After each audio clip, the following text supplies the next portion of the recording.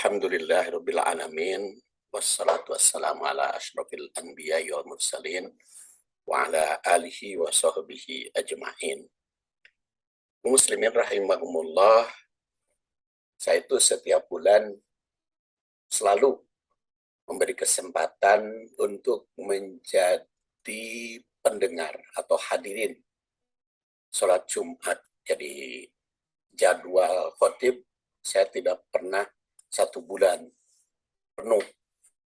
Dalam satu bulan itu ada dikosongkan untuk mendengarkan khutbah orang lain. Ya, tentu saja bukan hanya sebagai perbandingan, tapi juga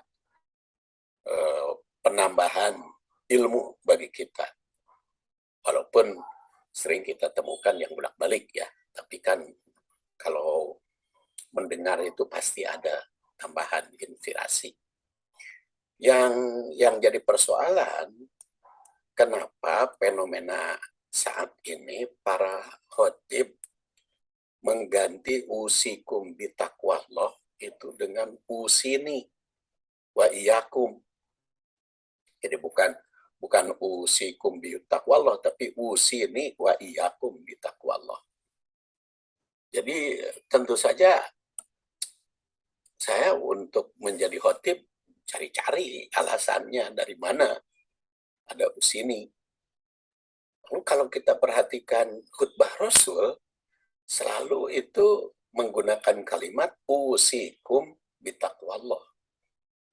Pokoknya kita lihat hadis riwayat Ahmad di dalam musnadnya, kita tahu kan Imam Ahmad atau Imam Hambali itu lahir 164, wafat 241. An Irbad bin Sariyah qala shalla lana Rasulullah sallallahu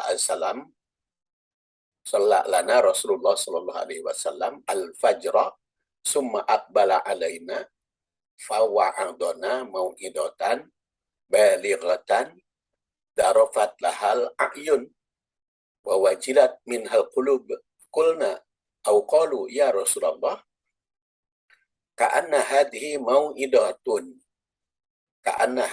mau'idatu muwaddi'i fa'ausina qala usikum bitaqwallah wasam'i wa ta'ah wa in kana 'abdan habasyian fa innahu may ya'is minkum yara ba'di ikhtilafan katsiran fa 'alaikum bisunnati wa sunnatil khulafa'ir rasyidin al-mahdiyyin wa adu 'alaina bin nawajid wa iyyakum wa muhdatsatil umur fa inna kulla muhdatsatin bid'ah wa inna kulla bid'atin dolalah.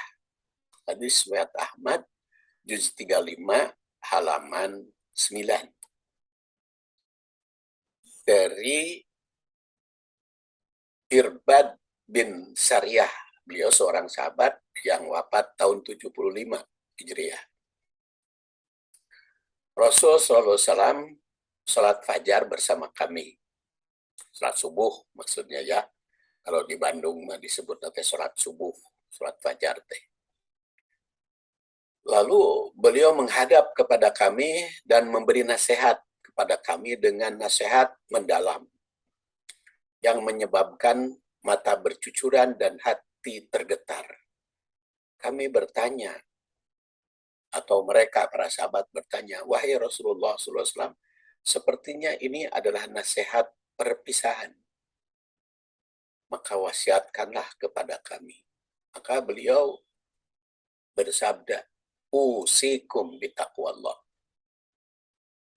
Saya berwasiat kepada kalian untuk takwa kepada Allah.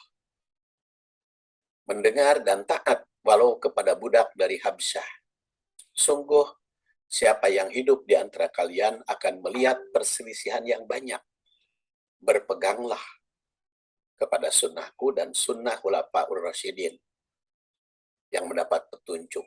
Gigitlah kalian dengan gigi geraham yang kokoh. Hindarilah kalian hal-hal yang bid'ah. Sungguhnya setiap hal yang bid'ah itu adalah dolalah. Karena yang baru, yang tidak ada sumbernya dari Rasul adalah bid'ah. Dan setiap bid'ah itu adalah dolalah, sesat. Hadis riwayat Ahmad. Nah, kalau kita perhatikan hadis ini, jelas kalimatnya usikum, bukan usini. Ya, bukan usini, tapi usikum.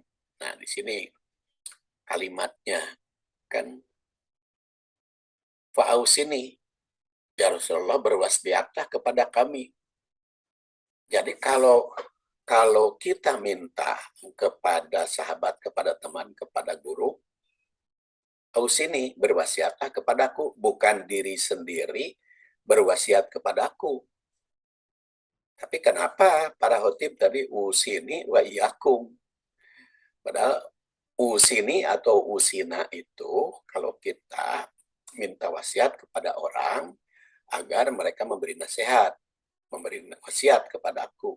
Sementara pemberi nasihat atau pemberi wasiat, kalimat yang digunakan oleh Rasulullah adalah usikum bitaqwallah wasam'i wa ta'ah.